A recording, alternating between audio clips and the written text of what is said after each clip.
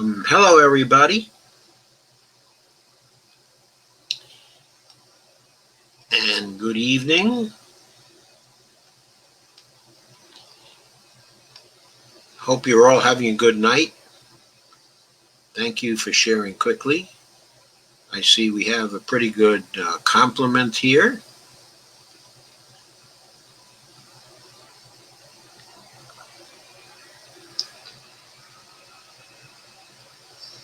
Hi, Steve Day. Kay, hello to you. And hi, Stephanie. Hope you're feeling well tonight. Very nice to see you. And Dolores, hello and welcome to you.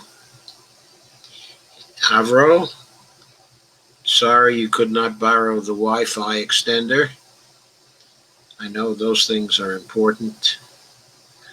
Evelina, hello. Carmen, hello. So you're here both as Avril and Carmen, huh? Well, that's pretty good. So, and Roshan Akula, hi. I don't remember you coming before, but nevertheless, you are very, very welcome. It's nice to see you, Roshan.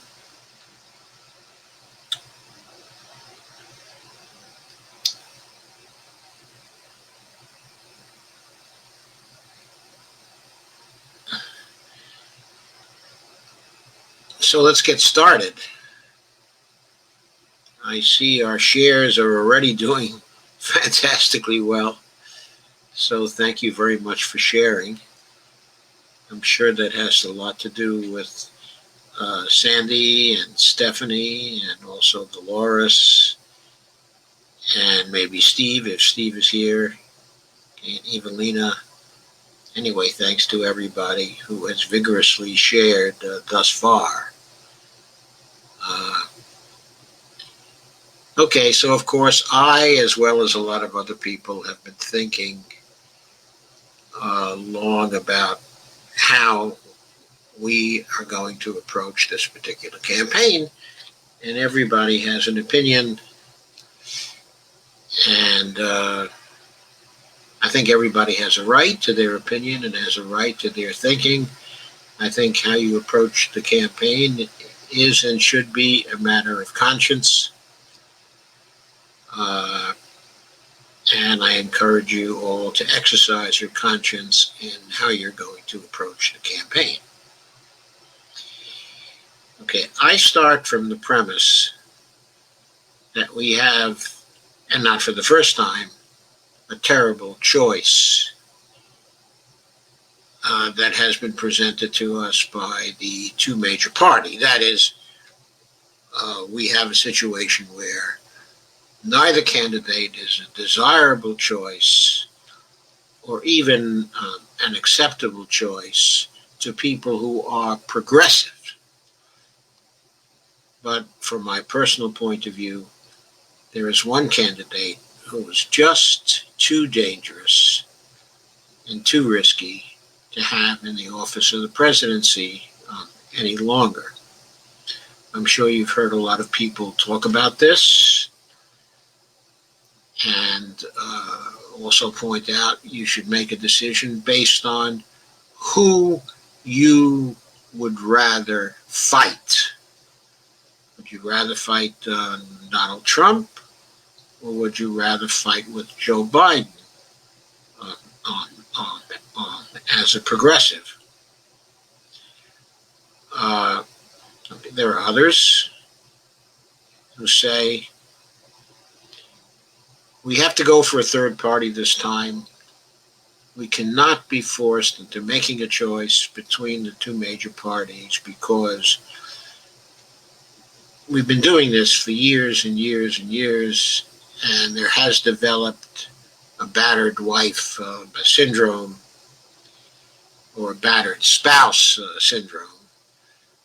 And people who are progressive and who've been voting for the Democratic Party basically have a battered spouse type of relationship with the party. And the only way to end that is to not vote for the Democrats, since the Republican candidate is completely unacceptable. We ought to be going for a third party, and we see that B.B. Campbell, who is here tonight with us, is saying, "We are Howie Hawkins is going to beat the snot out of them both." Were it only true. Avril says, "I can invite and share on my Carmen device, but video doesn't work." Hiya, Joe and Bonnie. Hiya, Carmen. Thank you.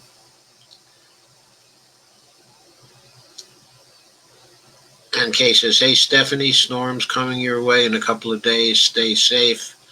Storms have been here today. In fact, we lost our internet a couple of times today for at least a couple of minutes each time due to storms in the area. So I ought to remind you that I might suddenly be dropping off, but if you hang in there, I'll certainly be back, and hopefully in a very short time. And hopefully I won't have an interruption. I have a strong connection to the internet. I'm cable to it. And if the service doesn't fail me itself, I should be okay. B.B. Campbell says, "Trump, the world hates him." Yes, the world does hate him. And those who do not hate him are currently dying like flies all over the world because they're all doing the wrong thing when it comes to the coronavirus.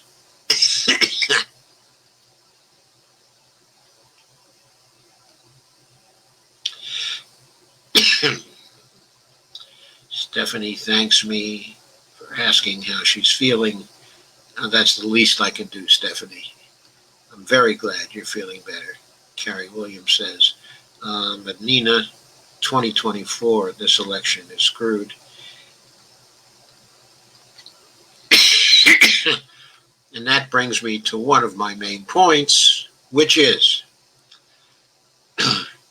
that you cannot narrow your horizon to only this election and only the specific choice between Trump and Joe Biden.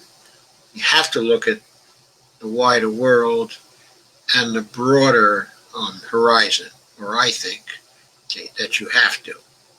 First of all, we've been having this happen to us.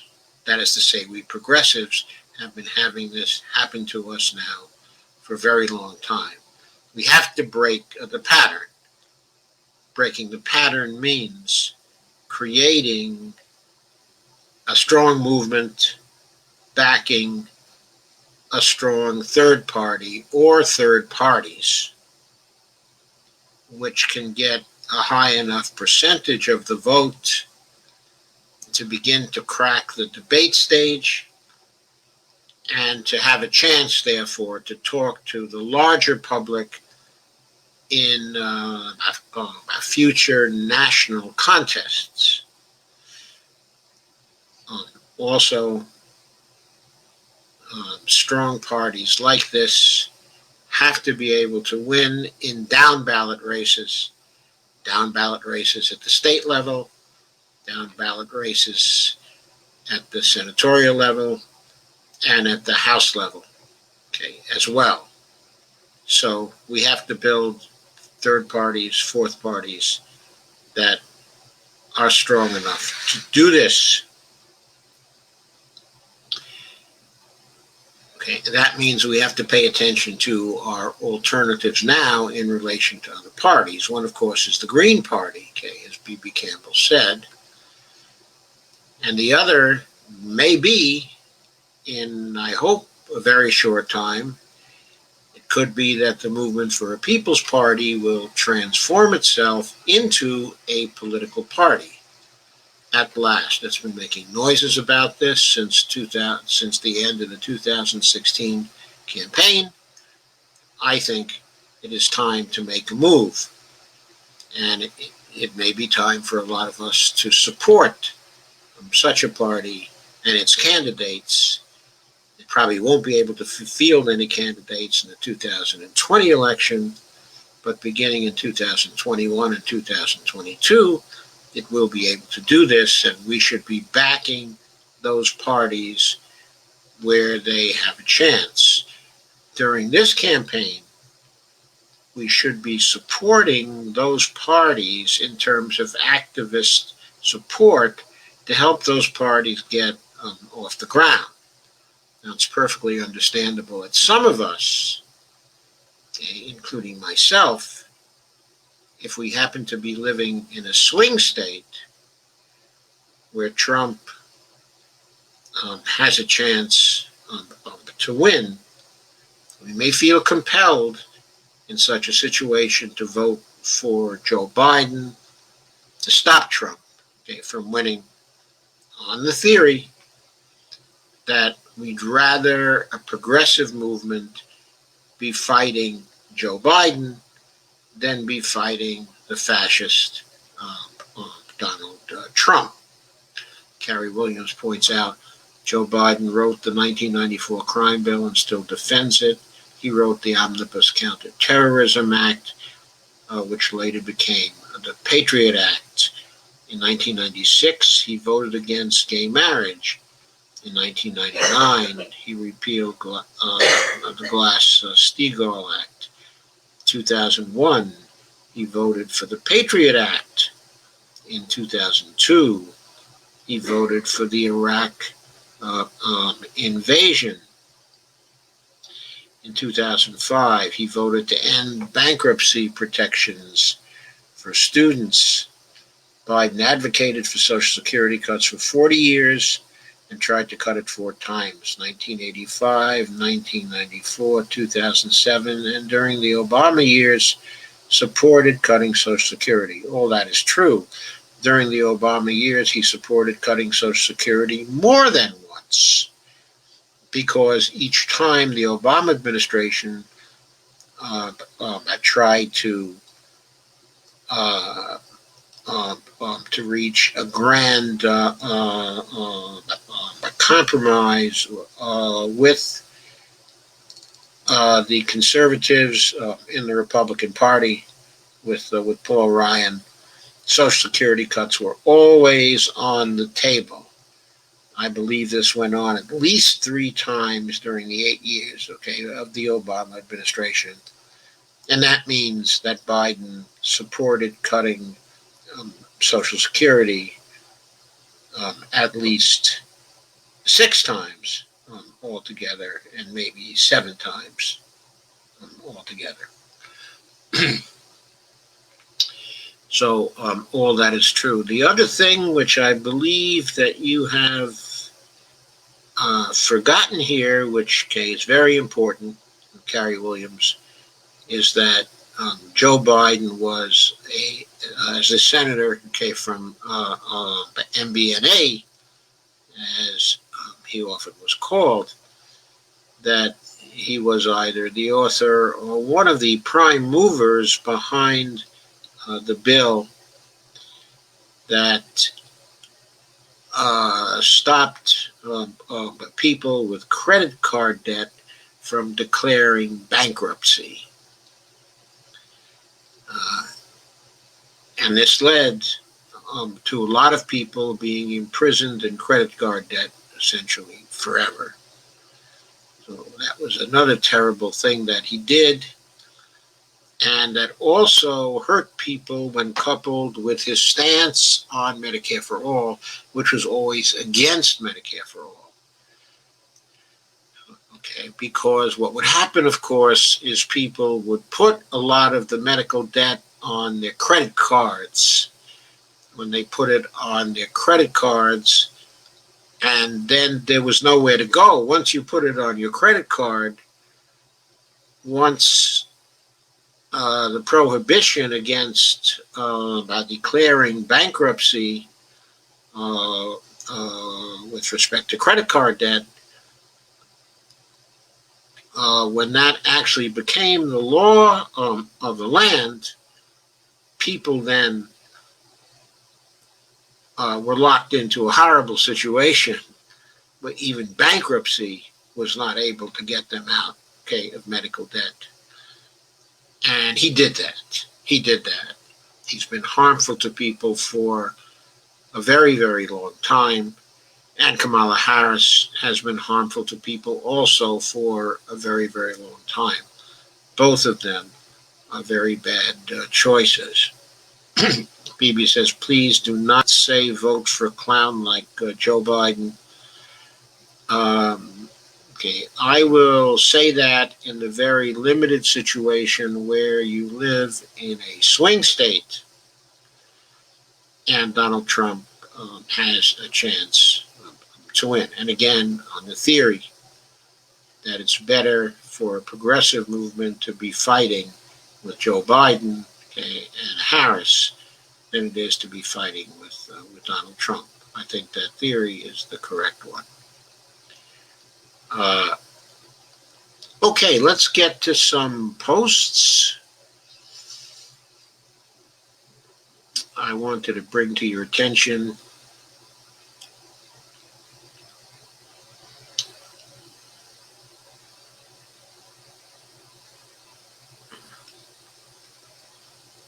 I want to share a little bit of news.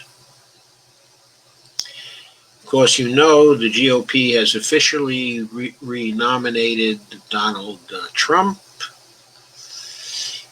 and it's important to recognize that as he does,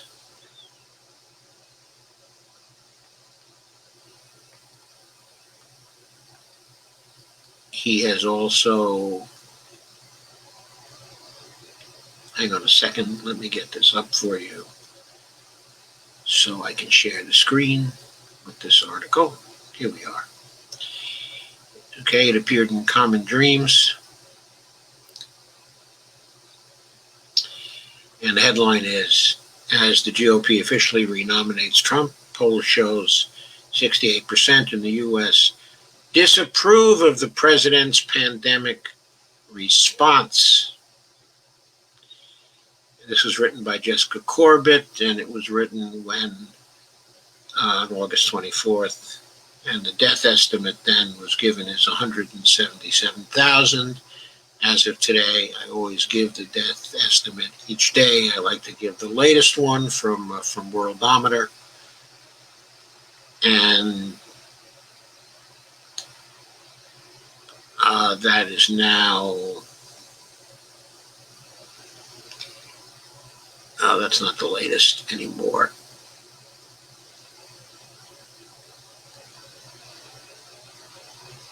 I'll refresh the screen and get the latest figure for you. But the last one I saw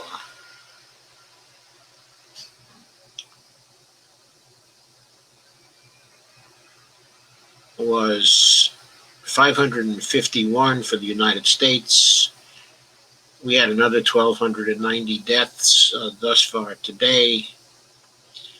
We're now at 182,404 fatalities. We are rapidly closing in on Sweden. I should say Brazil is rapidly closing in on us. They are at 548. They had 1,215 deaths.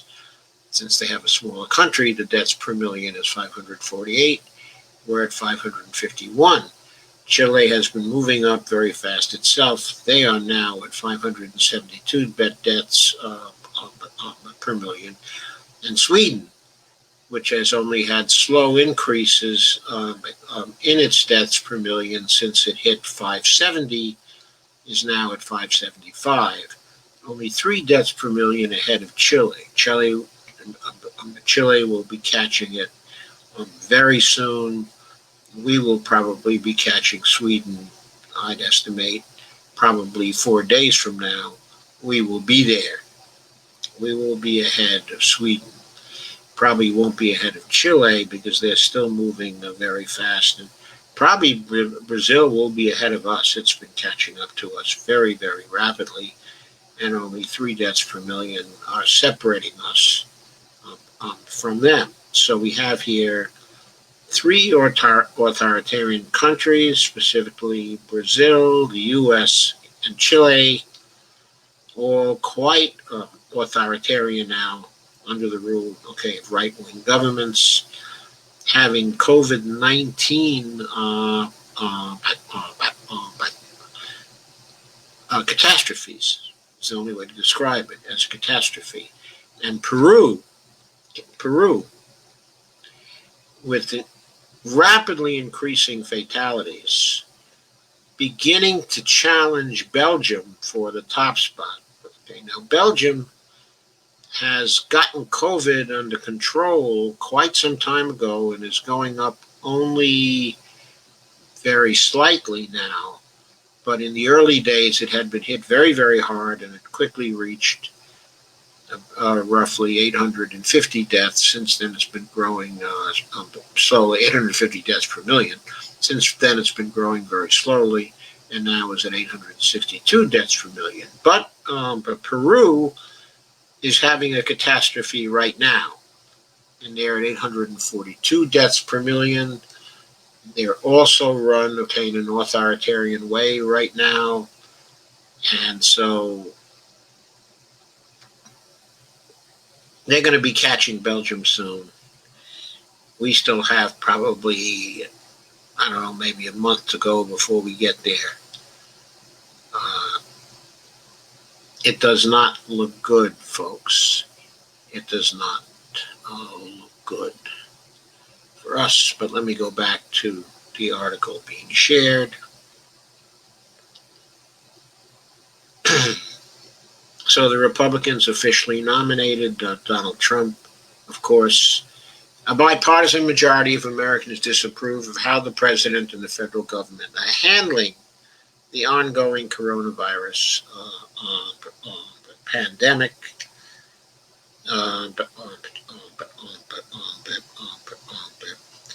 So Jessica Corbett is using the global tracker of Johns Hopkins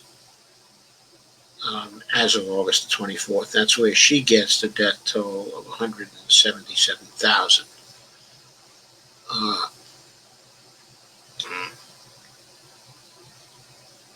And Trump said in an unscheduled appearance on Monday accepting the nomination, quote, "Our country could go in a horrible direction or in an even greater direction." Trump, by the way, plans to speak every night of the Republican convention.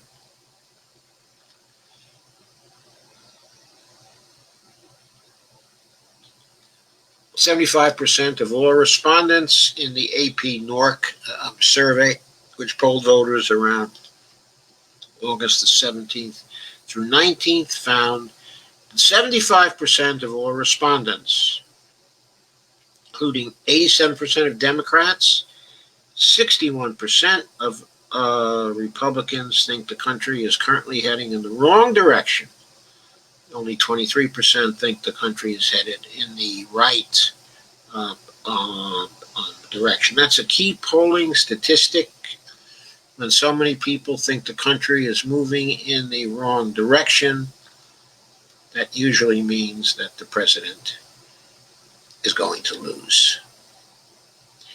Especially where the president has the Senate in back of him and the courts in back of him.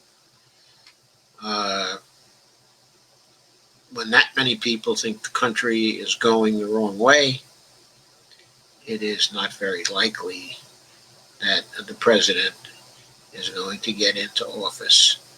Once again, there's a new AP poll. It says just 31% of Americans approve of Trump's leadership on the pandemic, that this is a 13% drop from his 44% approval in March when the virus began sweeping through the United States. That's a key statistic. Pollsters found 68% of all voters disapprove of Trump's handling of the coronavirus outbreak. And of course, this was a partisan division. 93% of Democrats felt that way. 71% of independents. 31% of the Republicans don't approve of Trump's response to the public health crisis. So, this polling data suggests, and I believe that this is true, that to the extent that Biden and Harris talk about and emphasize the coronavirus disaster, the real statistics on the coronavirus, and especially the comparison of the coronavirus, our performance in relation to the coronavirus compared to the performance, of other nations, some of whom have suffered hardly at all in terms of fatalities from the virus. For example, if Vietnam were the size of the United States, it's a sizable country in population with 95 million people. But if it had our 330 million, in population, and the same fatality rates that they have had there, only 100 of them would have died, as opposed to 182,000, of us.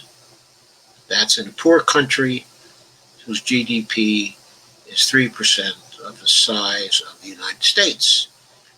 Now, you might say, we don't trust statistics, in Vietnam, they're lying, about their statistics, you cannot take them at face value. Fine. Then let us move over to Taiwan.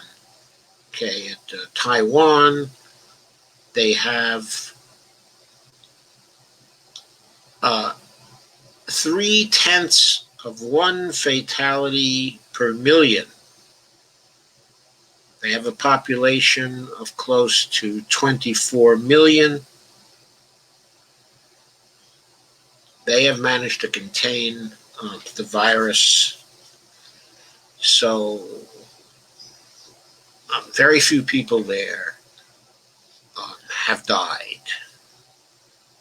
Something like 8 fatalities, I believe, in the whole country. I could check that, but I'm not going to bother. It's very, very few. They jumped on it. They did what was necessary to contain it. They did everything necessary to contain it, and they contained it. They showed that it is possible to perform very well. And Vietnam has showed that too. China itself has showed that. South Korea has shown that. New Zealand, has shown that. There are a large number of countries of varying sizes who have done very well in handling the coronavirus.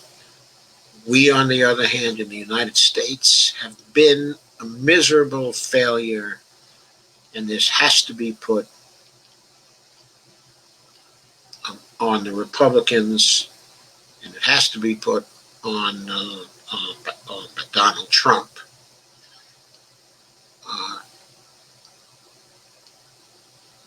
So,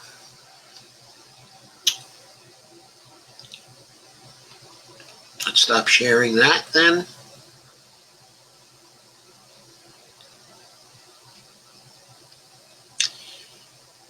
And let us take a look at Jacobin.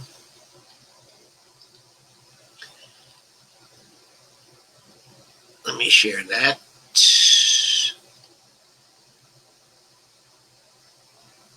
Let me share Jacobin.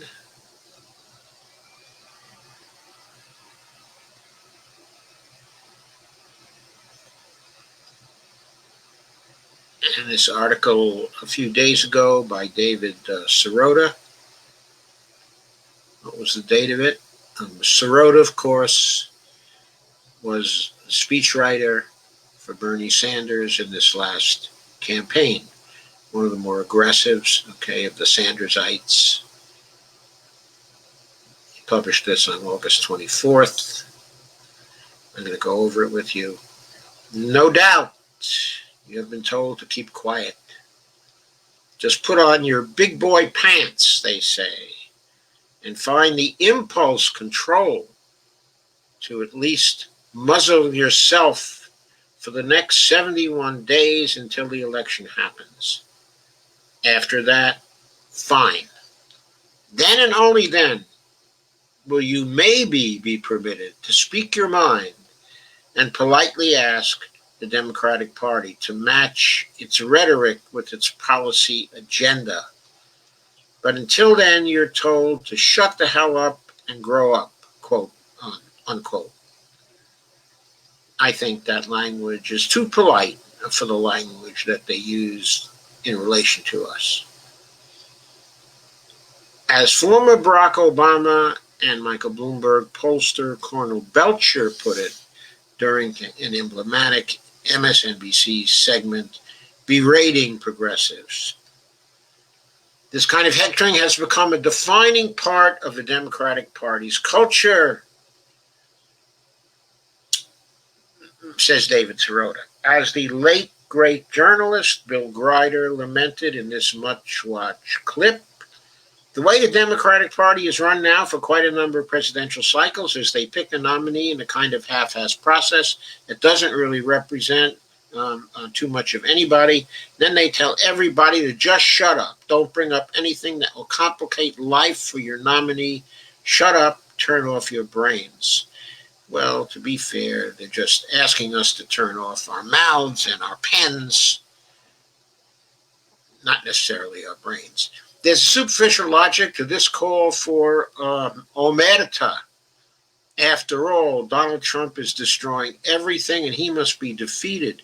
But here's the problem. Okay? The demand to shut up is only being aimed at the progressive base of the party, while the corporate wing floods the zone with rhetoric that could demotivate the voters.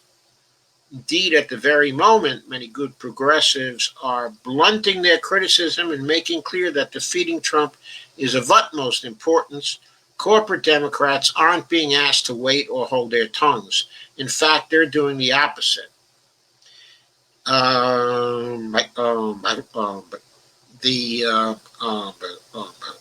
Famous Rahm Emanuel, or infamous Rahm Emanuel, who has been advising Joe Biden, just went on television to show that the corporate wing of the party's intent on using the stretch run of the most important election of our lifetime not to doggedly focus on actually winning the election, but to instead try to predetermine post-election policy outcomes. Of course, we progressives are very much opposed to that.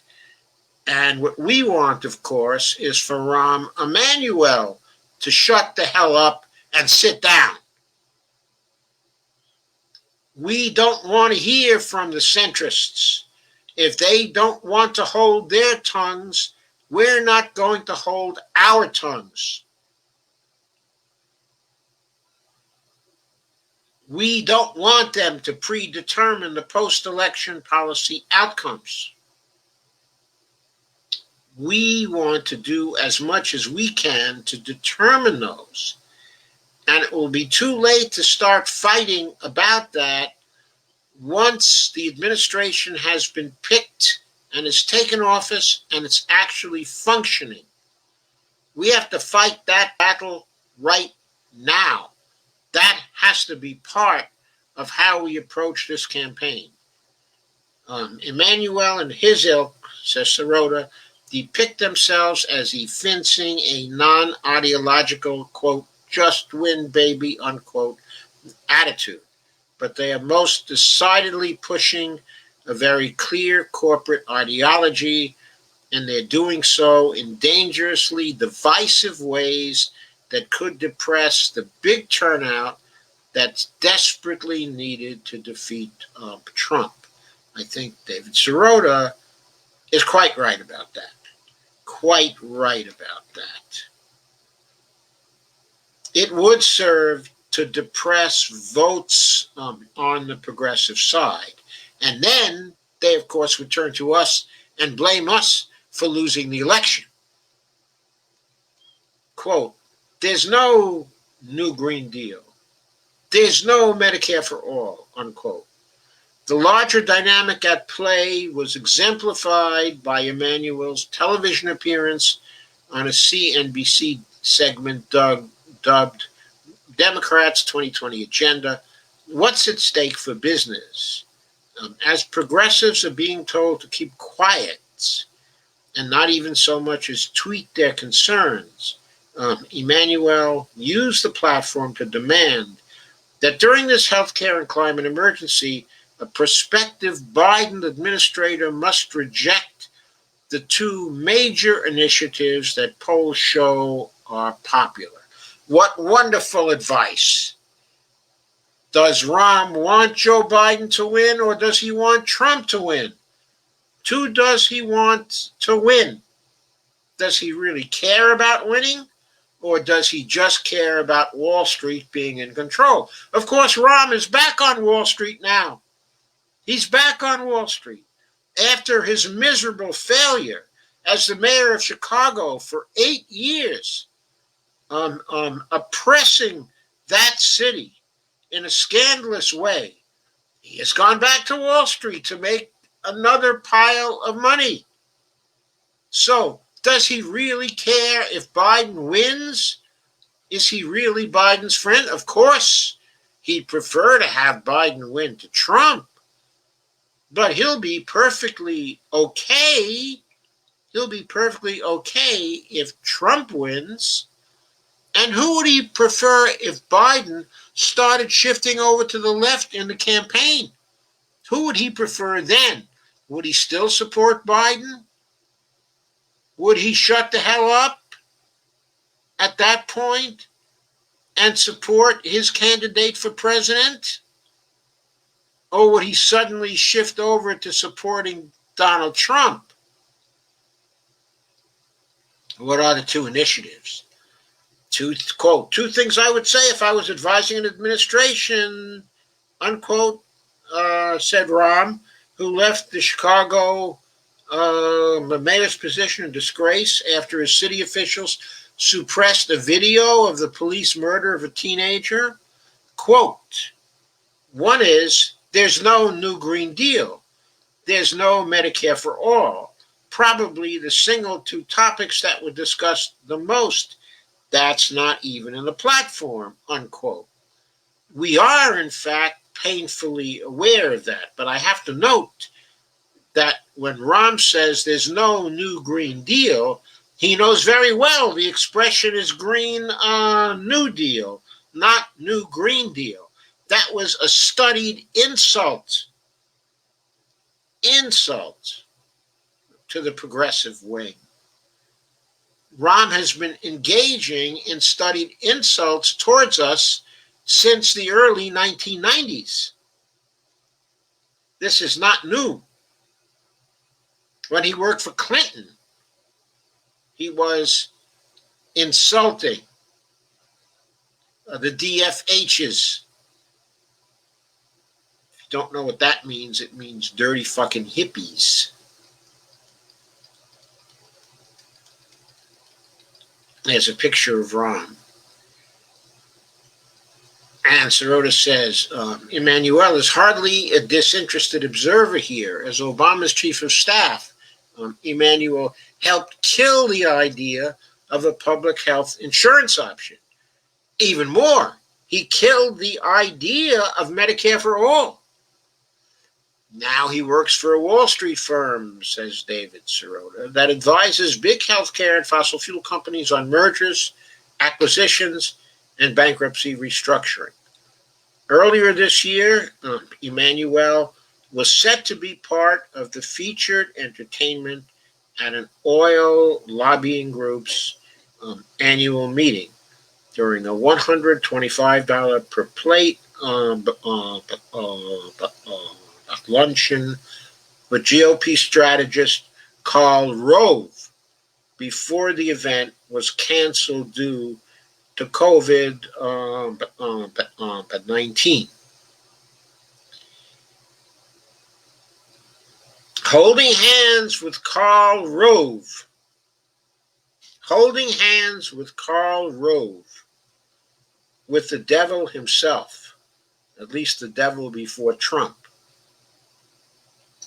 Emmanuel also isn't just some random blowhard pundit spewing a corporate line. The Chicago Tribune in May reported that, quote, he's having regular conversations with the presumptive Democratic presidential nominee Joe Biden and his top advisors about economic policy, unquote.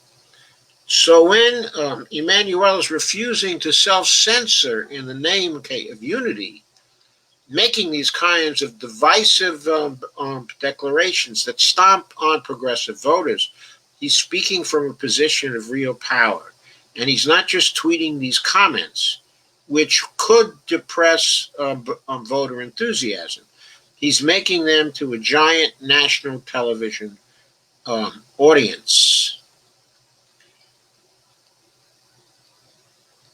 David entitles the next section, Corporate Democrats Are Not Holding Their Tongues. Now, sure, you could try to write off the rhetoric of Rahm Emanuel as just the anomalous bloviations of a notorious supervillain who pushed NAFTA and anti-immigration policies, who famously called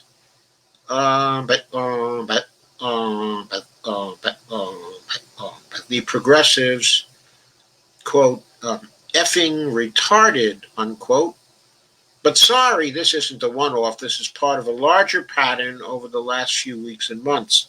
It's part of a larger pattern over the last 30 years.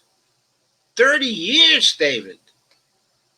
This is not the last few weeks and months. It's 30 years he's been calling us effing retarded.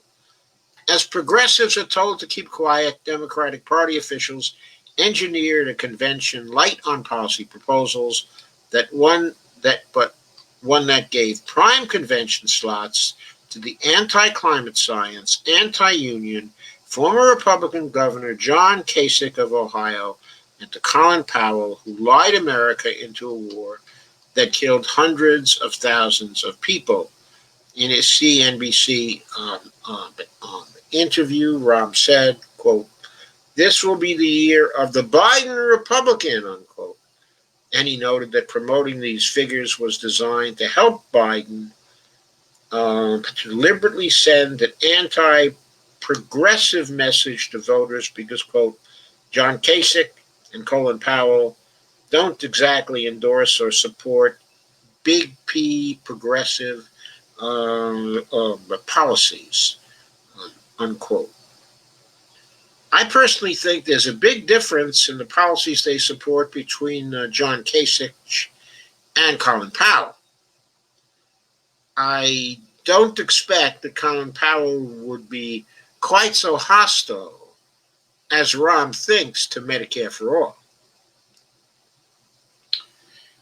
But anyway, going on. This is the kind of move that is potentially disillusioning for Democratic voters who were previously told that a Democratic victory isn't just a return to the status quo, but a step forward in strengthening the movements for climate action, workers' rights, and a more sane foreign policy. Similarly, as progressives are told to shut the hell up, Democratic aides on Capitol Hill leaked word that the party's lawmakers may immediately replay the 2009 debacle and block a public health insurance option after the election, a move that's potentially demotivating for millions of Americans currently losing their private health insurance. As progressives are told to mute themselves, Team Biden last week publicly signaled that a new Democratic president might prioritize deficit reduction and budget austerity in the middle of an economic crisis, which is a move that is potentially deflating for millions of voters who have previously been told that President Biden's agenda makes him the next FDR. As progressives are told to keep quiet, Biden's campaign leaks to Politico that the transition team building Biden's prospective administration is being advised by Wall Street pal Larry Summers and former corporate super lobbyist Steve Ricchetti. And as progressives are told to muzzle themselves, corporate Democrats went scorched earth and spent $15 million to intervene in primaries, stymie progressive Democratic candidates, and tilt intra-party contests to business-friendly candidates. Meanwhile, House Speaker Nancy Pelosi works to unseat Democratic Senator Ed Markey, one of the Senate's a few progressive lawmakers, and to crush a spirited primary challenge to Richie Neal, who's used his committee chairmanship to block even modest health care reforms. Clearly, this is a coordinated campaign by the right wing of the Democratic Party to prioritize its policy goals above everything, even motivating core Democratic voters to turn out in record numbers but during the general election. The best response to such an onslaught isn't to ignore it or succumb to dishonesty, unity-themed demands for silence and fealty. After all, the folks who are making those demands don't actually want to have unity. They're aiming for a corporate victory at all costs, even if waging a war for that intra-party ticket could depress enthusiasm for the Democratic ticket. The smarter response, and this is very relevant for us, is to follow the lead of Democratic Representative Alexandria Ocasio-Cortez, who last week pushed back against the corporate Democrats' attempt to resurrect GOP-style austerity politics. Rather than just sitting there and staying silent, she declared that if the party wins in November, it must make, quote, massive investment in our country or it will fall apart. I entirely agree with that. Because if we act well during this campaign, we will prepare the way for its falling apart by building up these third parties in this campaign. We, that is, have to prepare for the future, even if we grant that we may vote for Joe Biden in swing states in order to stop Trump from winning. We should not be working for Joe Biden. We should not be contributing to Joe Biden. We should not be canvassing for Joe Biden. As long as Joe Biden is following these centrist paths to power, we must not assist that. We must not assist that. Maybe there's one decision inside of the voting booth where we might have to swallow hard and vote for him within a swing state. We do not owe him anything more.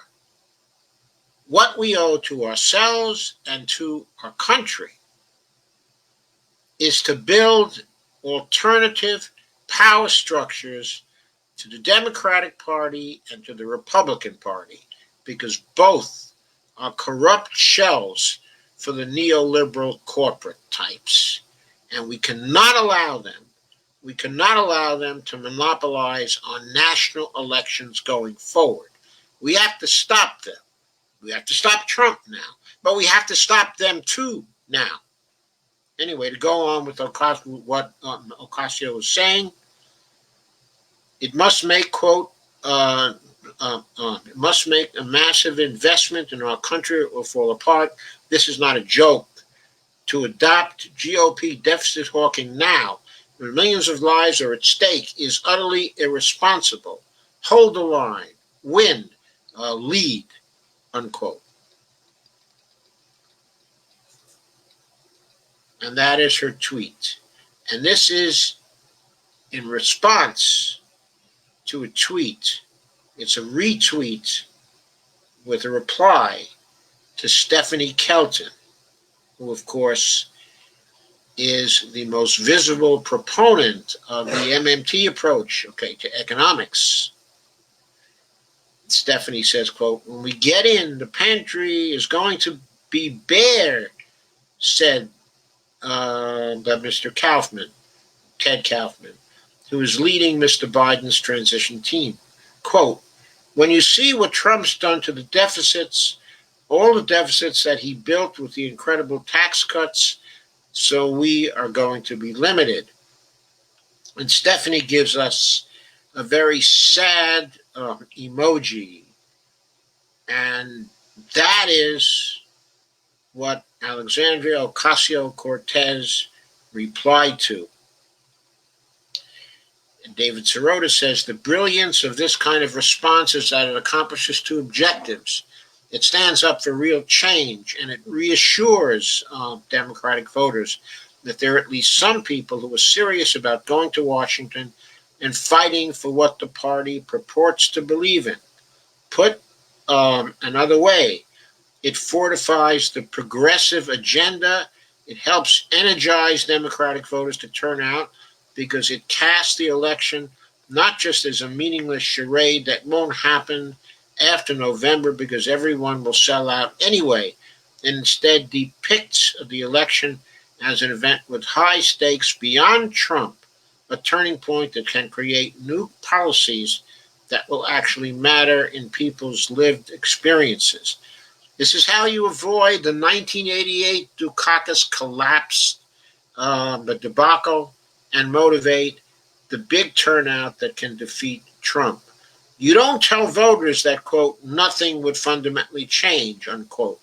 You don't blast out a story about how the Democratic presidential nominee told his Wall Street donors that he isn't proposing new legislation to change the behavior of the corporations. You don't turn your party convention into a pageant for Republican icons. You don't have the disgraced mayor turned Wall Street guy advise your presidential candidate or have him go on corporate America's favorite TV station during a healthcare emergency and a climate crisis to effectively laugh at the progressives who are pushing Medicare for all and a Green New Deal. To paraphrase one of the best tweets in history, let's pull up that tweet for a second and give it to you. It says it's a tweet by a contact, a worker at Internet Hippo, and it was written on July 1st, 2017. Just got back from the centrist rally. Amazing turnout. Thousands of people holding hands and chanting, quote, better things aren't possible, unquote. That's got to be one of the most sarcastic tweets in Twitter history.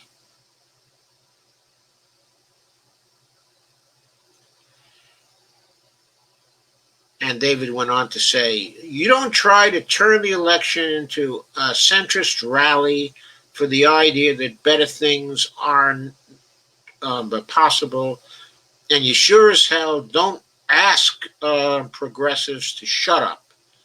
You instead focus intently on telling your party's voters how the election will materially improve their lives. Of course, the Democratic Party machine and the Biden campaign aren't really interested in doing that right now.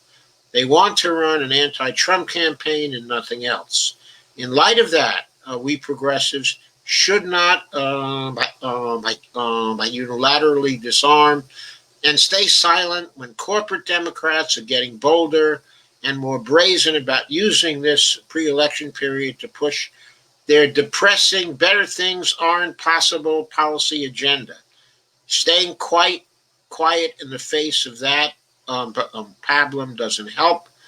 The real way to help to boost turnout and energize voters is for progressives to push back against the corporate propaganda and make clear that whether the establishment likes it or not, this election can and will offer the opportunity to achieve something even bigger than just getting rid of Trump. And I couldn't agree more.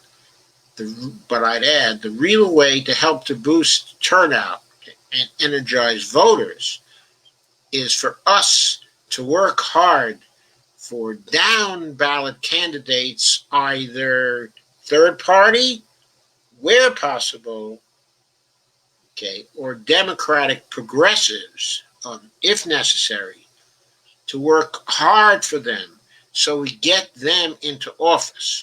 From our point of view, it does not matter whether a progressive candidate is a Green Party candidate or a People's Party candidate, if we have any of those, okay, or whether it's a Democratic candidate who is a progressive, and we will know if they are progressive, if they're supporters of Medicare for all and the Green New Deal, and if they don't take any corporate money. We will know then they are progressives. So we know who they are. We have to get them in whatever party they currently adhere to. Because as we build the new party over the next 4 years, which has to be our primary job, that and pushing the administration to the left. But as we build the strength in the new party, that party will act like a magnet to, if necessary, if the progressives inside of the Democratic Party fail in their efforts to gain greater influence in that party and even take over that party, the alternative structure we build on the outside can serve as a magnet to get those progressive office holders out of the Democratic Party and into the new party. It can work in that way too. So we have to play both ends here. We have to build power for the progressive movement and progressive candidates and office holders who are progressive. We know who they are. When we see them, when they have a reasonable chance to win, we have to support them, okay, as much as we can. Okay. So, what's at the top of the ticket is only what's at the top of the ticket. We may be forced into making a very unsavory choice for the top of the ticket. But that doesn't mean that this is a meaningless election. And that doesn't mean we have to disarm. And that doesn't mean we have to shut up. We should not be shutting up. We should be shouting and screaming as loud as ever for money out of politics, for the Green New Deal, for the federal job guarantee, for the elimination of student debt, for free college, okay, for the Green New Deal, and all that it implies, for criminal justice reform, for Black Lives Matter, for all of our causes. We should be pushing them, whether Biden pushes them or not. We need to be pushing them. And we should, under no circumstances, push the milquetoast policies that he is currently pushing. We need to pull him to the left now through our work and our influence and our attempts to influence the way the public is moving during this critical time. So,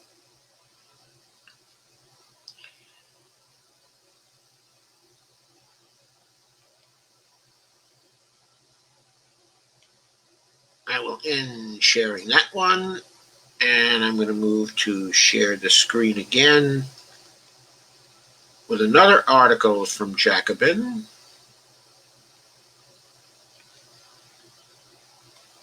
which is relevant here. It's called Joe Biden and the Democrats could still screw this up. And it appeared on August 21st. And it opens, it's an article by Branko Marcetic, and it opens with a quote, "Don't underestimate Joe's ability to fuck things up."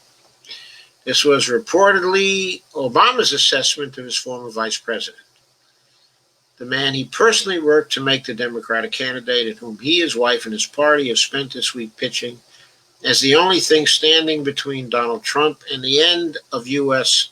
democracy. I certainly don't think that's true. I think we may be the only thing standing between Donald Trump and the end, of our democracy. Because I think in the end, we're the ones who are going to have to go into the streets. We're the ones who are going to have to demand that Trump get out of the White House. And we're the ones who are going to be bearing the brunt of his private army in the early days until the military decides whether it is going to uphold the Constitution of the United States or not. Joe Biden had a good night last night by delivering probably the best speech of this year's Democratic convention. Unlike virtually every other, Biden's speech rested his case not on abstract appeals to decency, charges that Trump is not up to the job, but on promises to improve the lot of working-class Americans, including some actual specific policies that seem to actually exist in the world most Americans occupy right now. One of fear and hurt, where the biggest concerns isn't Trump's tweet, but whether they'll be able to find food and shelter, or if they'll even have a future in a decade's time. Why does it all feel so precarious? Consider some recent events. Over the last 2 months, coronavirus has exploded around the United States, moving south and west, hitting both the rural and urban areas, and infecting more than 3 million people and killing more than 50,000 over the past 2 months. Over that time, Joe Biden's lead over Trump has narrowed to varying degrees in several major polls, and his lead in the Real Clear Politics polling average has fallen 2 points. Now, why has this been happening? Why has this been happening? Because all we hear from Joe Biden is this anti-Trump appeal, and that is not even being done very cleverly.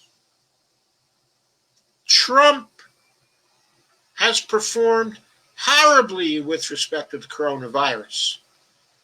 But if Biden wants to deliver a campaign based on the advantage in that area that he has to start comparing Trump's performance on COVID-19 to the performance of those nations that are best in the world, that are definitely doing well. Let us be clear on which nations are doing well according to the Worldometer. It isn't a mystery. It is not a mystery. There are many nations that are doing well.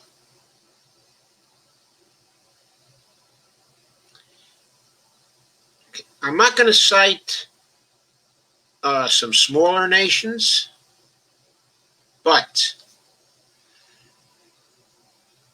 and I'll only look, at nations whose statistics we might have some trust in.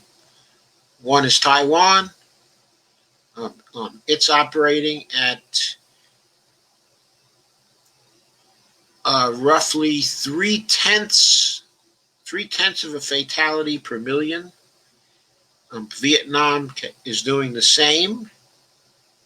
Taiwan has had only 7 deaths. In Vietnam, there have been 27 deaths, according to their count. But there are 4 times as many people, in Vietnam. So they're roughly equivalent. There are 97.5 million people in Vietnam and 23.8 million people in Taiwan. Uganda is a fairly populous place with 46 million people in it in Africa. I don't know if I trust their statistics, but they're reporting 0.5 of a fatality. I don't know whether I trust the stats out of Thailand, but they're at 0.8 of a fatality per million. We can probably trust, well, I'm sure nobody is going to want to trust Chinese statistics. Total deaths in China, 4,634 people, but you must remember they have 1.4 billion people living in China. The deaths per million are only 3 per million in China. Deaths per million in New Zealand are higher. There are only 22 deaths. Okay, New Zealand's had only 22 deaths. It's done very well. But that's 4 deaths per million. China has 4,634 deaths.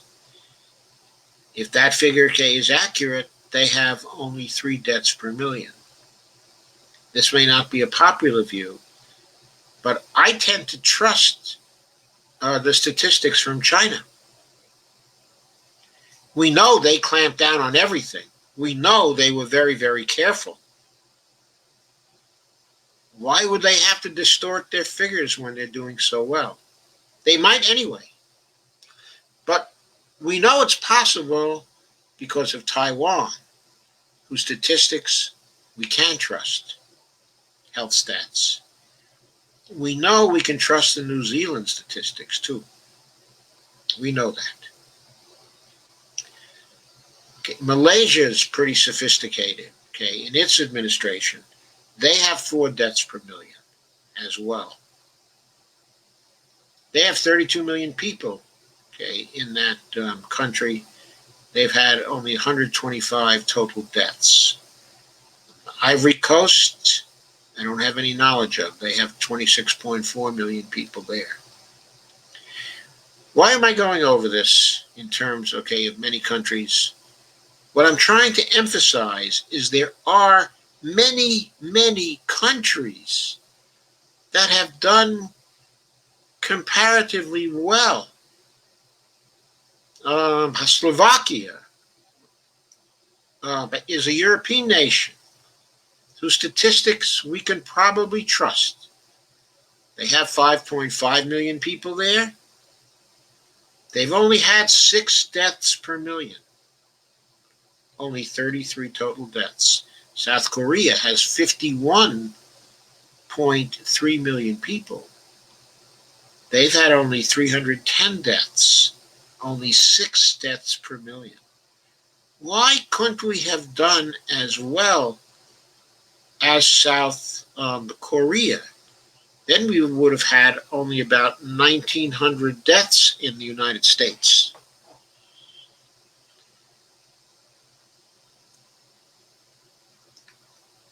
Instead of 182,000 deaths.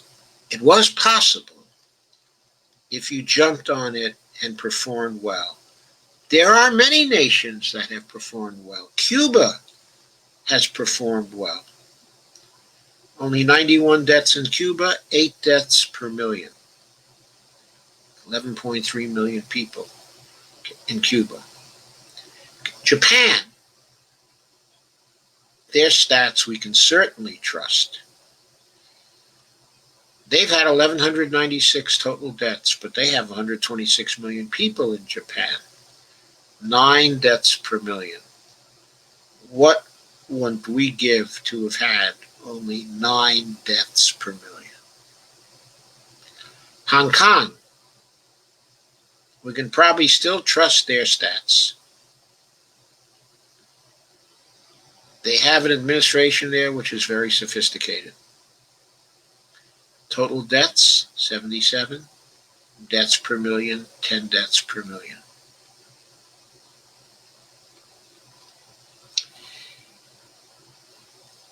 Even South American countries. We go to Uruguay. They have 3.5 million people there, 12 deaths per million. Uruguay. Their administration is pretty sophisticated. They have a long history of that. Now, we're probably not going to believe what's happened, in Venezuela. They claim total deaths of only 343. They have 28.4 million people, in Venezuela. Their deaths per million, 12 deaths per million.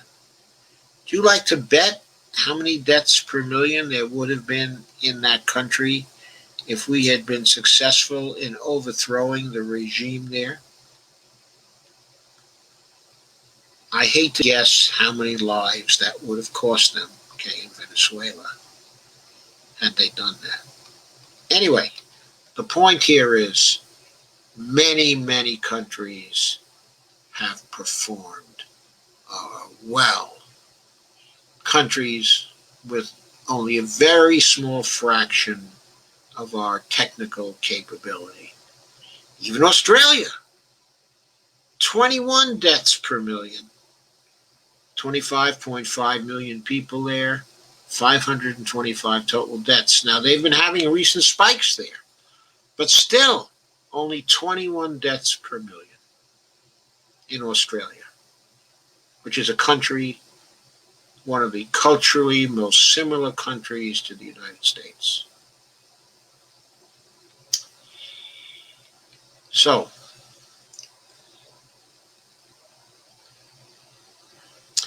going back to the article, we have been a miserable failure. Over that time, Joe Biden's lead over Trump has narrowed to varying degrees in several major polls. Why? Because even the anti-Trump campaign, based on COVID, has been incompetently run. Where have you heard this story from Biden about how badly we as a country are doing under Trump and how it was perfectly possible for him to have had fatalities in the low thousands here in the United States if he had been careful? 99% of the fatalities we have had are probably attributable to the management of the pandemic by the Trump administration. Larry Wilkerson was saying today that we might have as many as 250,000 fatalities by election time and 300,000 by the end of the year. He says that's what he is expecting. He thinks this is the cost of empire. He thinks it's because we pay so much attention to continuing to hold on to our empire, shoring up, our empire, that we do not take care of our own people and our own issues here. That certainly describes the Trump administration and its performance. Of course, the poll citation is the latest CNN poll, which I believe is an outlier, showing Biden's lead slash from 14 points to only 4 points. I don't think it's like that. But he's probably dropped to a 7 or 8 point lead or something like that now. But again, why? Because he's not even running an aggressive campaign against Trump. He's too busy signaling to progressives and to centrists that he's going to have austerity policies. He's too busy signaling that things are going to return to pre-Trump. People didn't like pre-Trump. That's why Trump won.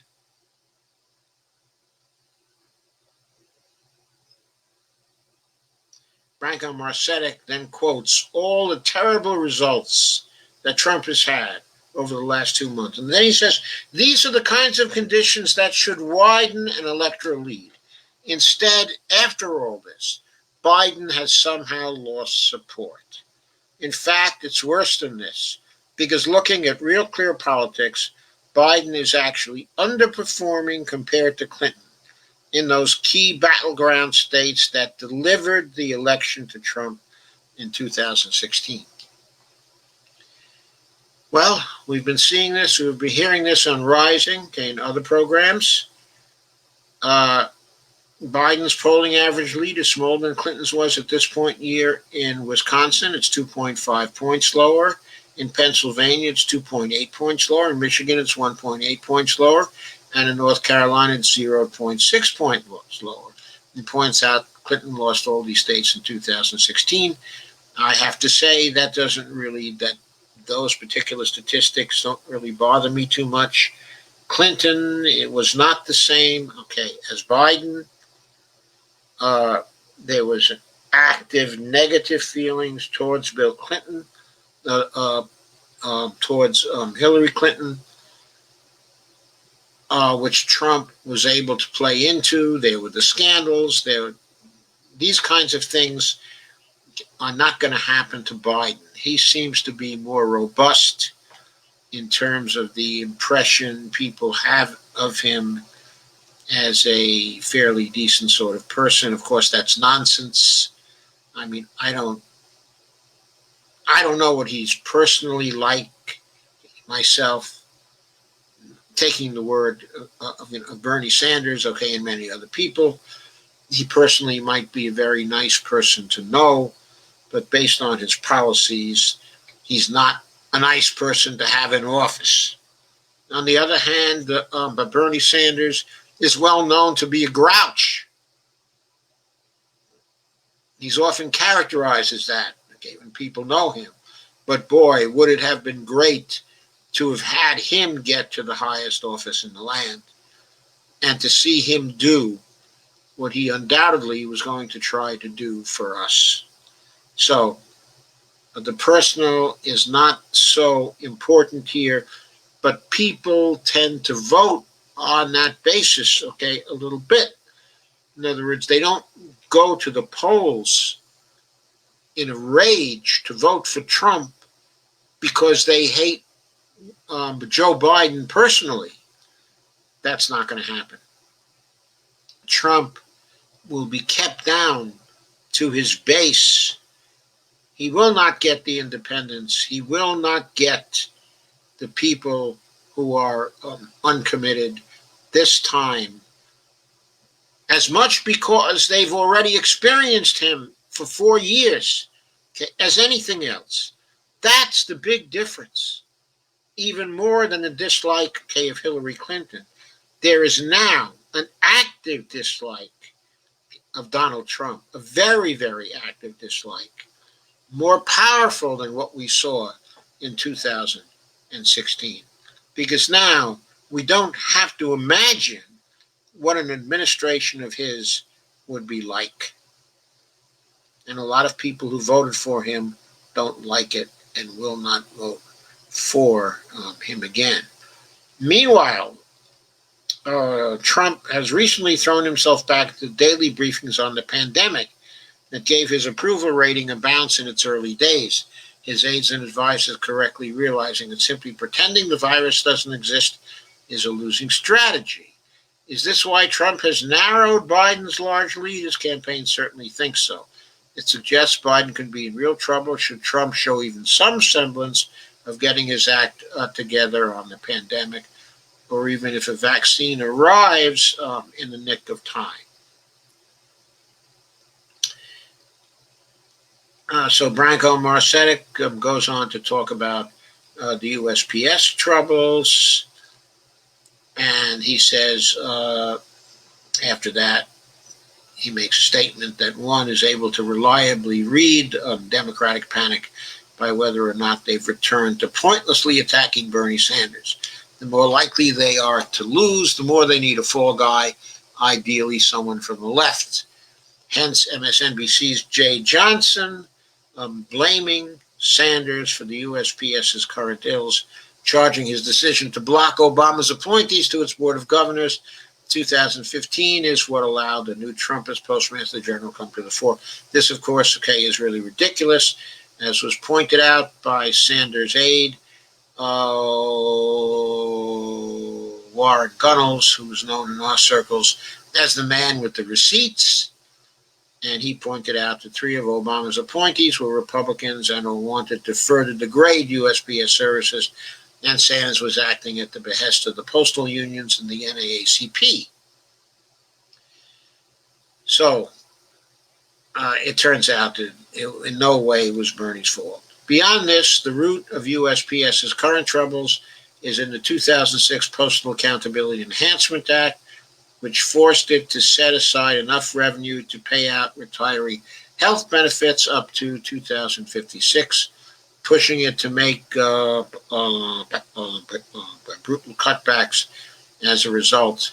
I believe that's incorrect. I believe the Act of 2006 forced them to set aside enough revenue to pay out 75 years from 2006. By my count, that's to 2081. And then going forward, each year it's had to have a 75-year projection that it would be able to handle retirement funds for employees who had not even been born yet. Of course, everybody knows this is not something that any private sector firm has to do. It was something imposed on the post office by neoliberal Democrats and neoliberal Republicans to try to privatize an essential service for the American people.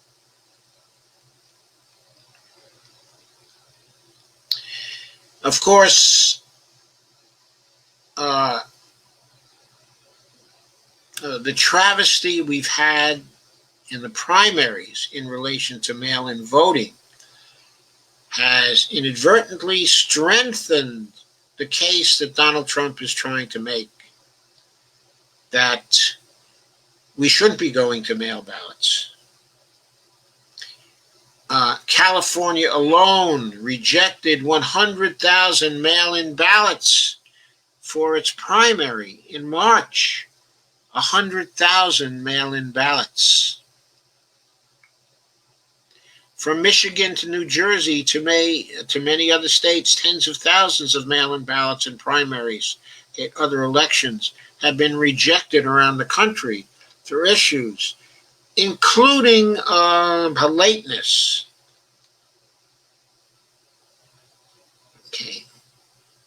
And in New York, where 1/5 of the mail-in ballots were rejected not long after Democrats tried to simply cancel the presidential primary in that state.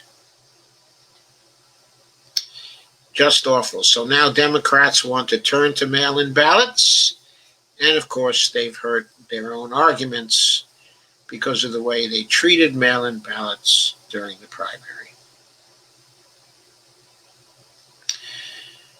So it's more than likely the Democrats will eventually end up doing exactly what Michelle Obama did on Monday night, beg voters to risk their health and stand for hours, possibly even overnight, in order to vote for Biden in person.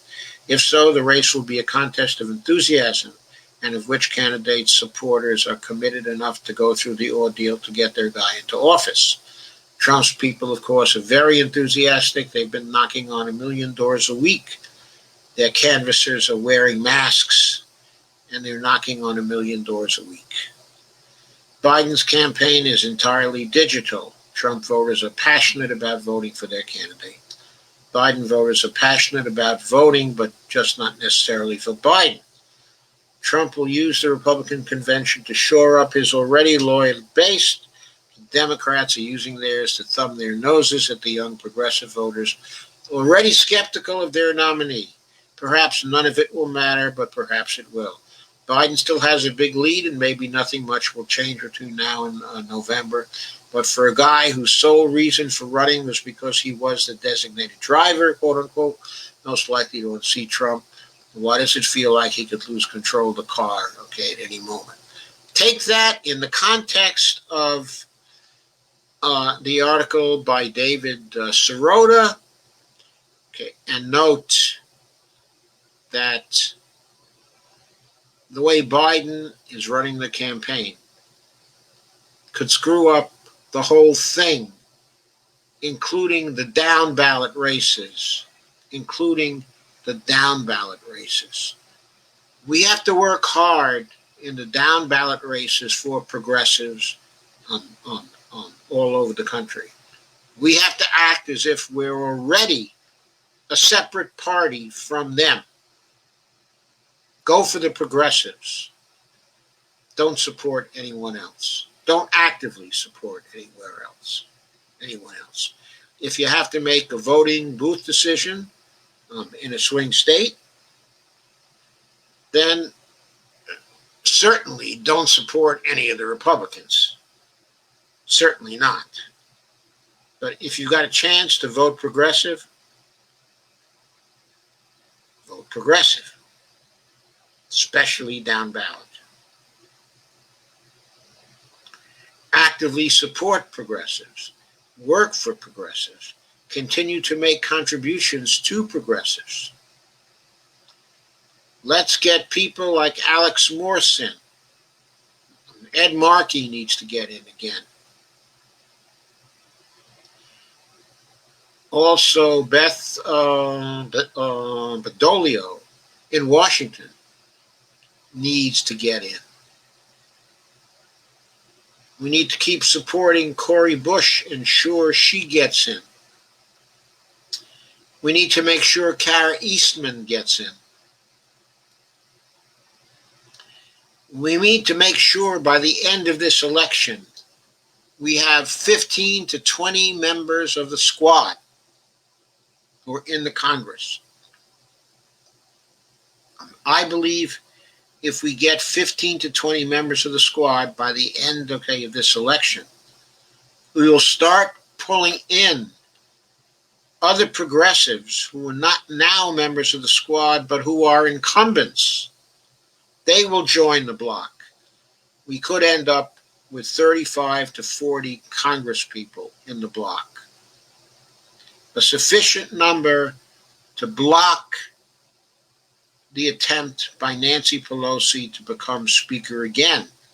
In fact, if we rigorously support the race between Shahed Buttar and Nancy Pelosi in California, we can ensure that Nancy Pelosi will not be Speaker again, because we can knock her out of the House, but to begin with.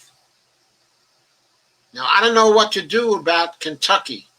The Democrats, Chuck Schumer, stupidly nominated this non-entity, Amy McGrath, in there to run against Mitch.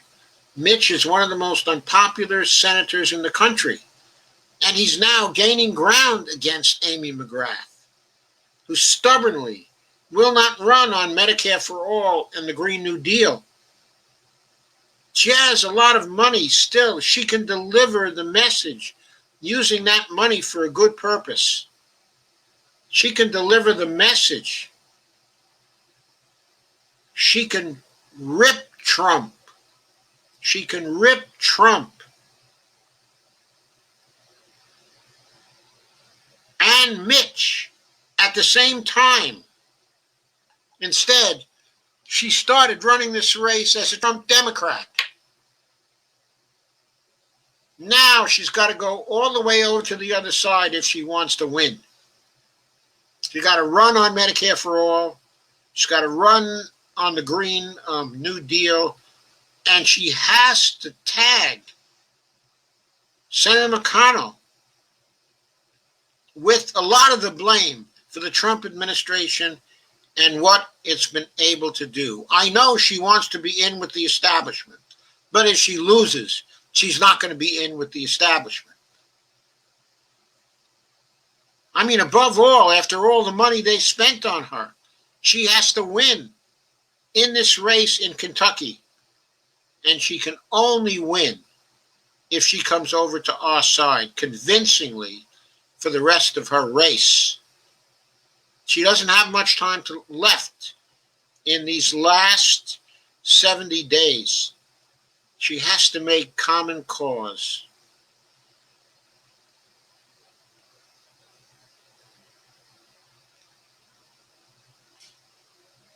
With other progressives in Kentucky. Get their support. Get an activist movement going across the state to defeat a Mitch McConnell, not just because Mitch is so terrible, but because she is now offering a positive vision to progressives, including Charlie Booker, who want to support her. So that's my message for tonight. Going forward, that's what I'm going to do. That's what I think that people should do. Avril says, I wonder how Paula Jean is coming along. So do I. I am so in Paula Jean Swearingen's corner. So much in her corner. I wonder how she's doing as well. I don't think there's much polling in West Virginia. Often there's not much polling there, so we don't know. But I think that Shelley Moore Capito is weak. Is weak. That's what I think.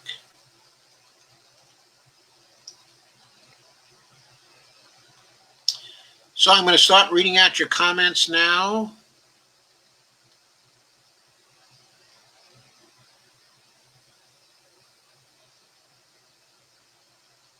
And Avril says, wow, you're in Ohio, right? What's the average daily temps there right now? I don't know, but it's awfully high all over the country. So Roshan says, Joe Biden is a senator from Delaware. Yes, he was a senator from Delaware. Often characterized as a senator from MBNA. And B.B. Campbell says, Stephanie, I'm sorry to hear you all are hurting worse too. Stephanie says, both are painful, but migraines and fibromyalgia. Boy, that's terrible. Carrie says, Joe Biden, what a gem. BB says, Roshan Akula, he was, and he was horrible. Stephanie says, BB Campbell, thank you. And BB says, Stephanie, I know, I get both. Kay says, close to 90 here in Northeast Ohio almost every day. It's like that in Virginia here, too. It was over 90 today, I believe. Something like 94 or something. Boy, the sun was hot. Steve said, I willingly risked my life to vote for Bernie. Buy done, hashtag buy done, forced me to risk my life to do it. You do the math, said Steve Gonzo. We're very glad to see you're still here, Steve. We're very glad to see you're still here. But they may force us to risk our lives again.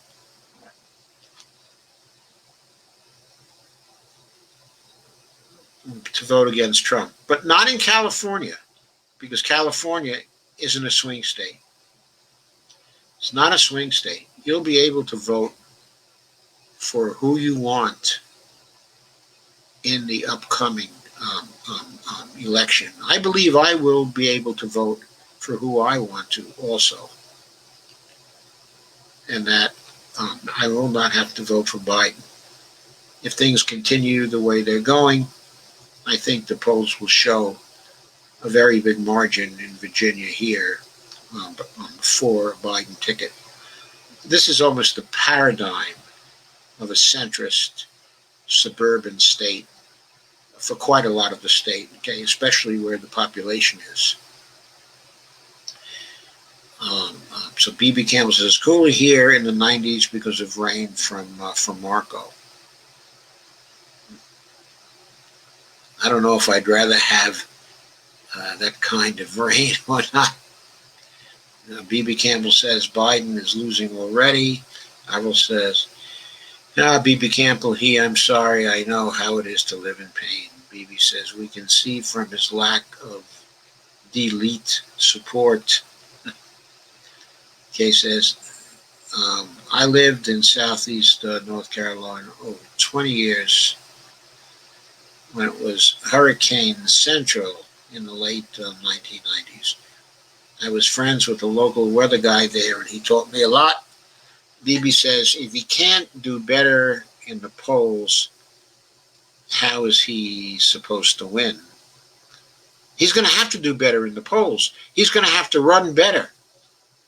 He's going to have to realize, which he should be able to do by watching the polls. He should be able to realize before too long that if he doesn't run to the left, he's not going to do any better in the polls.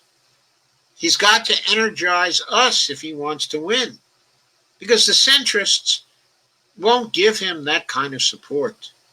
They're not going to give him that kind of support. Carrie says, because Biden is the nominee, Trump will win. But that's the reality. I don't think that's a reality. I think it depends on what Biden does. Depends on what he does. It depends on how he runs.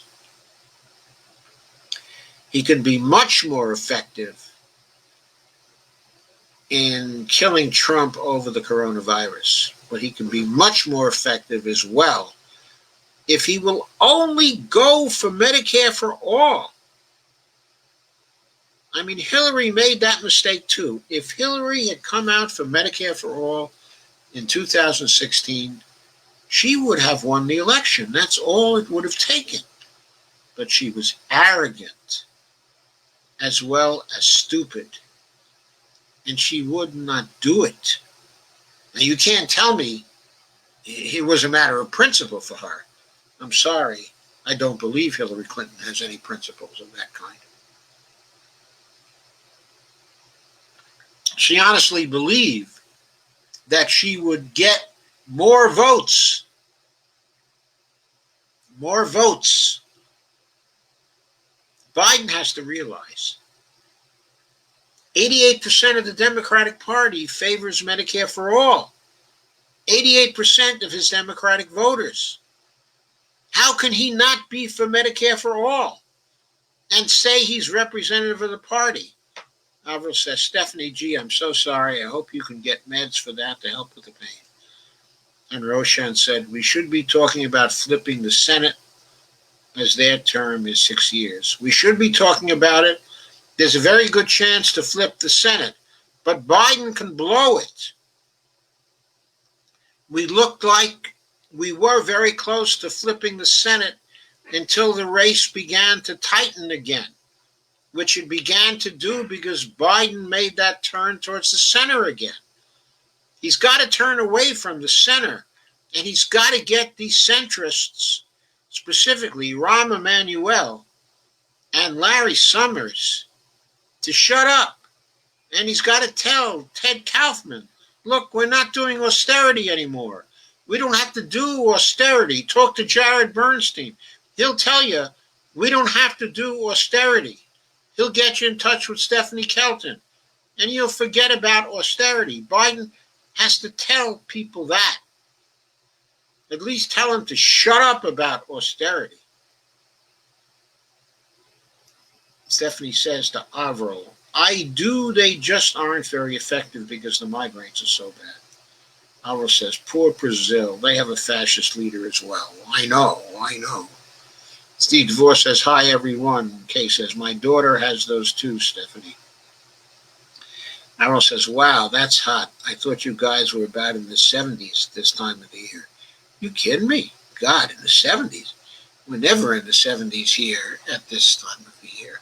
When it's in the 70s here, this time of the year, it's a rare day, especially since we've been feeling global warming the last 10 years or so. I mean, we're setting heat records all the time here now. He says, my daughter gets them as well. I inherited them from my dad. She inherited them from me. Kay said, we should be, Avril. Climate change is here. Stephanie says, I'm sorry your daughter gets them, Kay. I know it's hard watching your daughter suffer. Kay says, I'm starting to think hers might be brought on by allergies and stress, but she doesn't want to hear it. Kay says she lives in Florida now. I fully understand. Um, um, um, um, um, I have migraines with a cluster component. All you can do is walk the floor and stick your head in the freezer when those demons hit. My God. Stephanie says, I can't believe Trump's approval rating is as high as it is. Avril says, 31% is still too high for the fascist fruitcake. Avril says, TOO 2. Roshan says, Joe Biden laid the roadmap for Donald Trump's Supreme Court pick. If we flip the Senate, we can block Donald Trump from putting more justices on the Supreme Court, and possibly remove him from office. It's even possible that if we can get the Senate, if we can get both the Senate and the presidency, of course, we could get the court turned 5-4 the other way. I don't know how long, how much longer Clarence Thomas can hold out. Evelina says, probably doesn't think she can do anything about the allergies and the stress, so she gives up. Too bad. Maybe she'll come around, Kay. But mother equally knows best. And Evelina says, usually not equally. And she says, Kay. And Steve says, Florida is the worst state for allergies. I was rushed to the hospital a handful of times because my airway swelled up due to something in the environment. To go from feeling fine to not being able to breathe in less than 5 minutes is scary as hell. And a race to the emergency room. My God. I'm very glad I don't live in Florida. Some friends of ours recently moved from, I guess it was South Carolina, to Florida. They collected their whole family in Florida. I think that was a mistake. South Korea is being hit with COVID again. One man had it and survived and has caught the new mutated strain again. Yes, I know. Kay says, I was about her age when all of a sudden I got as allergic to cats as anyone can be. She has 2 cats she loved dearly, so she doesn't want to know. Evelina says, Hong Kong. My apologies, I thought it said South Korea. Evelina said, stress also brings on allergies. Stress can bring on migraines as well. Was it in Hong Kong? Or was it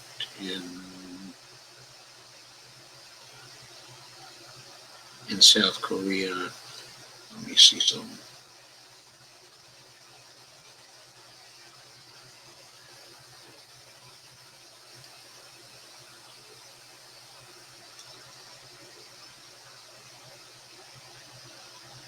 Right, it was in Hong Kong. There was an article in Common Dreams. Actually, it was yesterday, saying the 33-year-old man is asymptomatic. And the immunologist said that the case was no cause for alarm.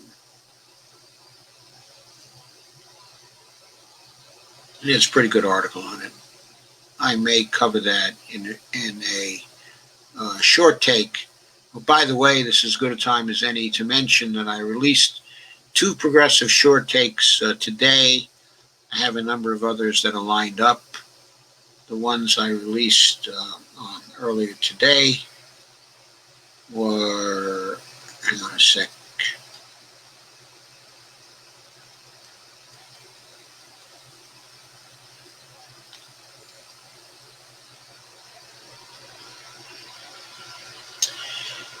were a small sign of the progress of MMT,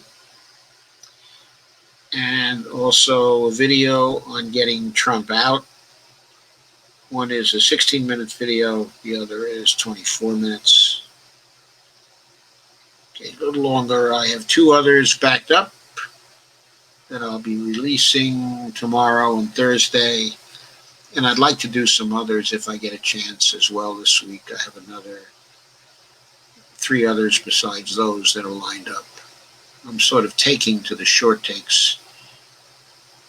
Turns out that I'm liking them. And Stephanie says, stress can, I guess I read that already. Kay says, mine have been bad this summer. Evelina says, Avril, no need, maybe South Korea too. Avril says, I'm lucky in that sense. For me, it's salt and the weather.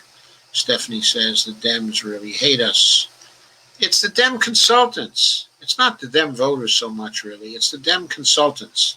Because we want to interfere with their deal flow. That's what they don't like. They're making money on these deal flows. They know our people will stop the deal flows. Kay says, I don't think they want to win or they would be backing Medicare for all. Avril says, thanks, you're so sweet. Stephen says, yep, that's how the DNC operates. Steve DeVore says, ugh, the DNC really does suck so bad. And Avril says, yeah, shut the fuck up, Ron. And Kay says, Emmanuel needs to go away and take the Clintons with him. Evelyn says, our Emmanuel is a provocateur, a real arse. He is. Steve says, they only represent their own needs and wants. Nothing they do is for service of the people. Steve says, there's a wolf in the hen house. Stephanie says, nobody really believes Biden can be pushed to the left. Gotta try. Gotta try anyway. We gotta try. We can't lose anything by trying. But we gotta build our movement also at the same time. And by the way, that's, if anything is going to move him left, it's going to be building the movement. If we build a movement, we form a new party. We start gaining ground with a new party. That's going to move him to the left. That's what's going to do it. Not shouting, not ranting, not raving, not talking. Actions are going to swing it. Avril says, yeah, progressives catch hell when they're precisely the ones trying to lead this nation out of it. Yep. Steve DeVore says, I don't care about the RNC at all. They're off the rails as far as I'm concerned. They seem to support fascism now, which needs no comment from me, only my disdain and my ridicule. Kay says, if he wins, our revolution and movement for a People's Party are going to do their best to push. And we keep getting progressives elected. They will push from the inside too. Yes.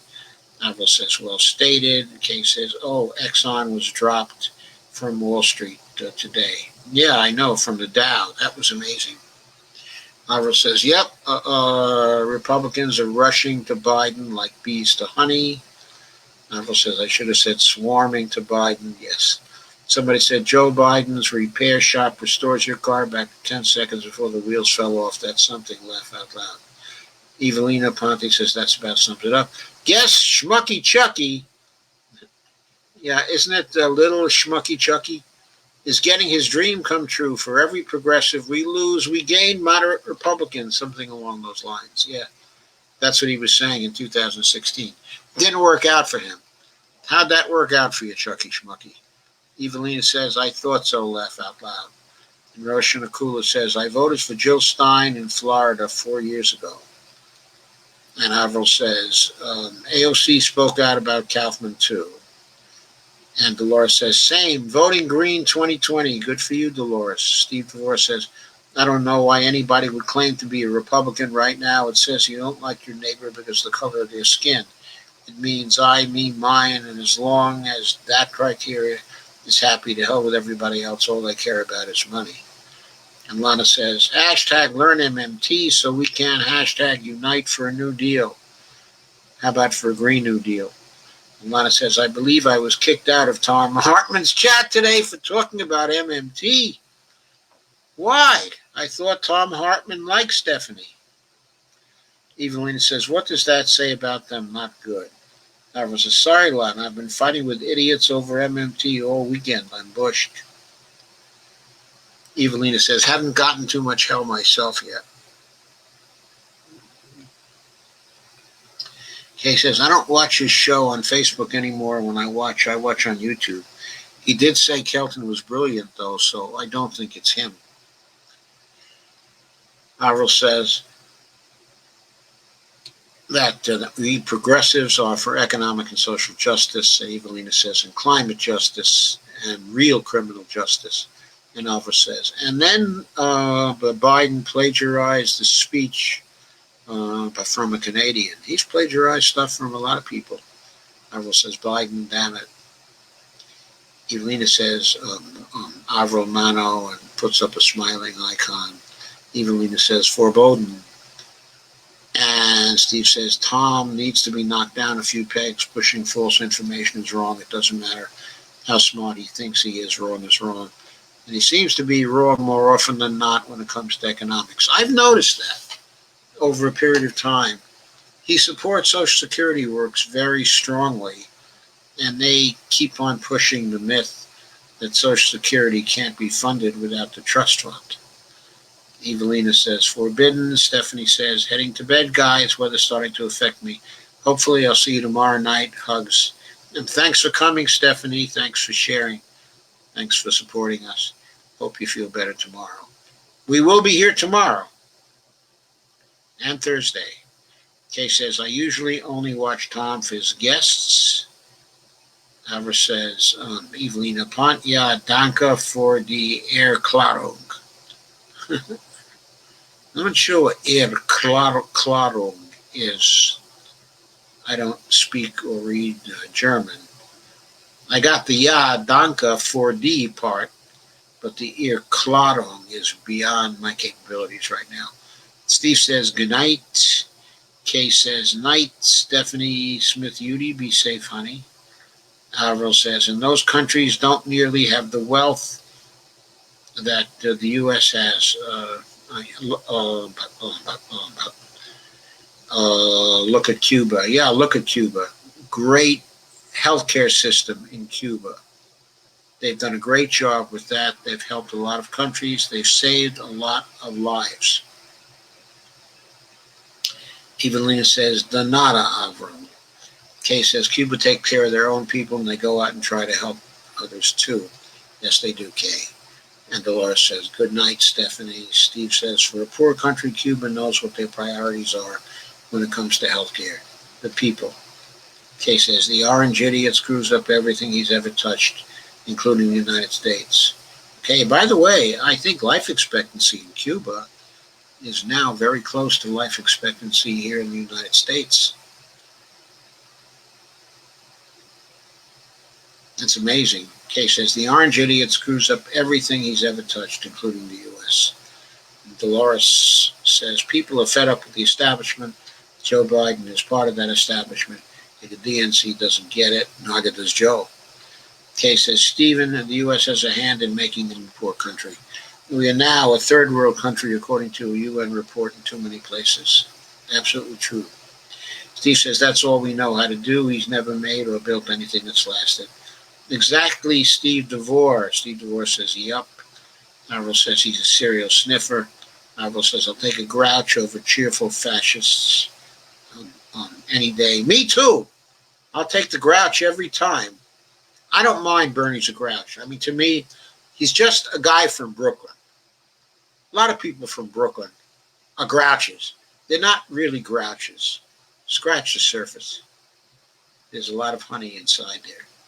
Evelyn says there's an active dislike of Biden too, Dr. Joe. Yeah, I know, but it's from us.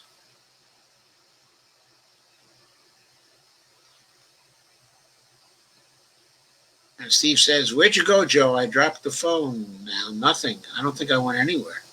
Kay says, we're here, Steve. Steve says, I'm one of them. And Evelina says, Steve DeVore, ditto. And Kay says, it looks to me like he's already lost control of the car. I don't think he ever had control of the car. Evelina says, I think so too. But Jan Perelman in Florida, your take, Dr. Joe? I suspect that Debbie Wasserman Schultz just managed to rig it again. She probably had control of the election machinery. I mean, those machines in that district in Florida are hackable, easily hackable. And she was hacking them when Tim ran. It was plain I think Tim would have won if she hadn't been hacking the machines, her people. That's my take. That district is crooked. Roshan says, I've also met Shahed Buttar, and he is a wonderful person. Yes, I have that impression of him too, that he is a wonderful person. Okay, I don't credit the attempts to undermine him by some former staffers. I don't think they're honest attempts. Kay says, Our Revolution had an online call earlier with several progressive candidates. With which ones, Kay? Alvaro says, Amy McGrath wanted to be in the establishment. Steve says, okay, the progressives need to get together and make a list of who's running in 2020 so everyone knows who they are as a group. They're forced to be reckoned with and moving on politics towards the people and away from being corporate whores. And Roshan says, I supported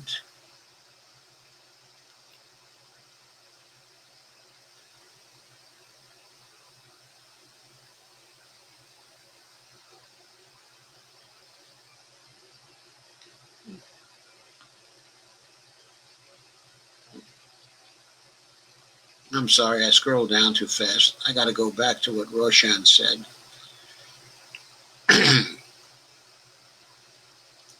He said, I supported Charles Booker and am now reluctantly supporting Amy McGrath as the election was rigged in her favor. But Mitch McConnell is more dangerous than Donald Trump. In a certain way, he is more dangerous, okay, than Donald Trump. Except, I think both are terribly, terribly dangerous. Terribly, terribly dangerous. Terribly dangerous. But yeah, Mitch has to be gotten out of there. He has to be gotten out of there. And Avril says, I wonder how Paula Jean is coming along. Kay says, follow Our Revolution, Steve DeVore. Yeah, I've been following Our Revolution. I still don't know how she's doing. I don't see any polling in West Virginia from Our Revolution. I don't see any from Data for Progress. Okay, and Michelle Centino says, I'm in Florida. Looks like maybe Biden for me. Yeah, Florida is the quintessential swing state. If you don't vote for Biden there, Trump's going to get in. And Kay says, in Ohio, I have to vote for Biden too, although I doubt he will win here anyway. He may. And Michelle Centeno points out that Joe said, okay, that Medicare for All is an insult to his dead son. He never should have said that, but it certainly would not be an insult to his dead son. It was exactly what his dead son actually needed. I mean, it was so foolish, so irrational to say Medicare for All is an insult to his dead son. Anyway, even if he thinks that, he's got to get over it if he wants to win. Hillary thought she would automatically win because she was a white woman. Yeah, she's so entitled.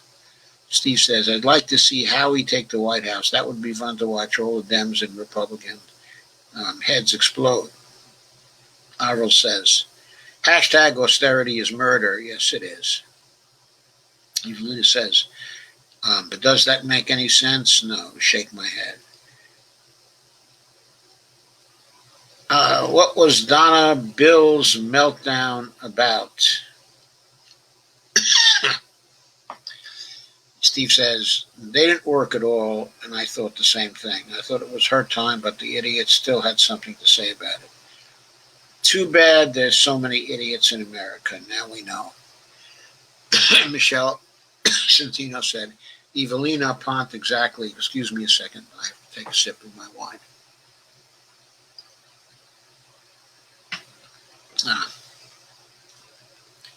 Evelina says, austerity is an excuse for not funding Fed programs that Congress can easily do were there the political will to do so. Absolutely. Kay says, I saw the short takes today, Joe. Both were good.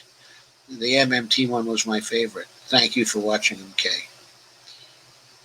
Avril says, damn, I didn't get either notification of the short takes today. Must be the Wi-Fi or something. There should, if you're following my page, you should have been getting the notifications, okay, of both of them. They're on the page now. On the Facebook page. They're on YouTube. So, actually, you should try to get both the YouTube notifications and the Facebook notifications. So if you miss one, you'll get the other. But they're both up in both places. And Michelle Centino says, got to get Trump out. And Michelle Centino says, new party. Yes. Completely agree, Michelle. And Evelyn says, we can walk and chew gum at the same time. That is to say, progressives can walk and chew gum at the same time. He says, that's nuts. Joe's not the nice guy. He's vindictive and making millions suffer because he has issues over paying the bills for his dead son. My father paid all the better. Oh, you think that's what he's getting? That he had to pay the bills? So he's not for Medicare for all because he doesn't want to save anybody else from paying all the bills? Is he crazy? I mean, we have noticed how much money he has made since he left the vice presidency. We did notice. We did notice that he's worth at least $15 million now. When he left the vice presidency, he was probably worth about $1 million. My father paid all the medical bills for my grandmother's losing breast cancer instead of letting it go into collections and file bankruptcy. He paid every damn penny of it. Now I have issues over my grandmother's cancer diagnosis and where did all the money go? That's when I learned on medical care in America. I was 17. Since then, okay, except when I was WO, probably wounded. Well, my mother died of cancer at a fairly early age. She was 46 at the time.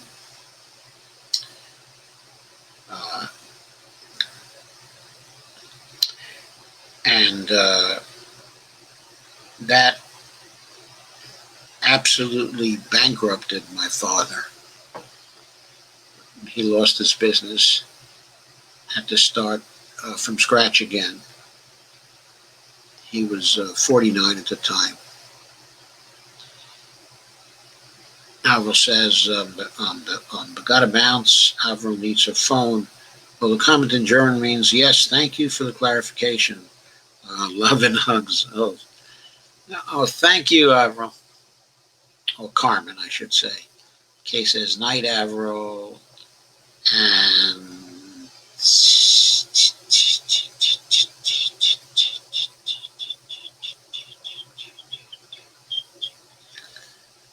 Dolores says, good night, Avril. Kay says, those machines were made to be hacked. Tight here in Ohio. GOP, Ohio. Yeah, Ken Blackwell. Evelina Ponte said, FB just made it look like I liked something I didn't.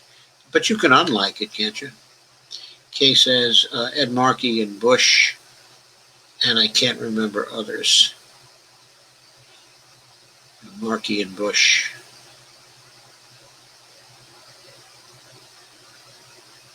And Michelle said, yeah, DWS won against the progressive in South Florida. Very disappointing. She's won against the progressive in 2018, 2016, and 2020. She won against uh,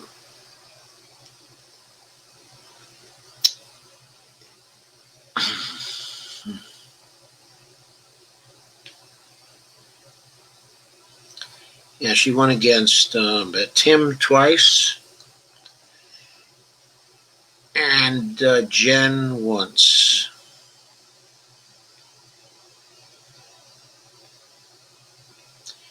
Tim was a hell of a candidate, and Jen was very good too. She's she's been opposed by three progressive candidates. Each time they gave her a serious run, and each time she won. I know the voting was rigged in Tim Canova's two contests with her, and I know that Tim lost a great deal of money because he put a lot of his own money into those races. He really went all in to try to win those races. I hope that Jen did not spend a lot of her own money in those races.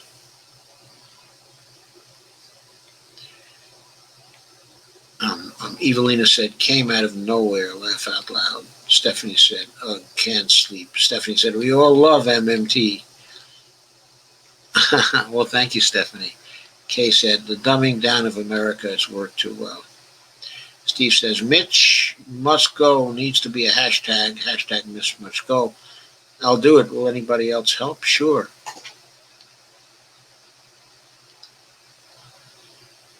Steve said, or McConnell must go. I think Mitch must go is better. Hashtag. Mitch must go, but so do some others. Yeah, but Nancy Pelosi, okay, and also Mitch McConnell, they are at the top of the list of who must go in the Congress. Also, however, Richie Neal must go. Also, Joe Kennedy must go. Stephanie says, thank you, Dr. Joe. And Evelina says, no, I couldn't unlike it, Dr. Joe. I wonder why that is. And Michelle says, Tim Canova. And Steve says, it's amazing after the first time I shared about my grandmother's hospital bills, how many other families had stories to tell too. And Roshan Akula says, yes, the election was rigged against both Tim Canova and Jen Perelman. Tim is right. We must address election integrity.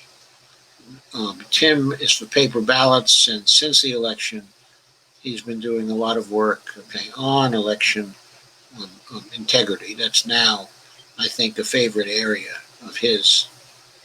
Roshan says, this is a hashtag ditch Mitch and hashtag it's a Moscow Mitch effort.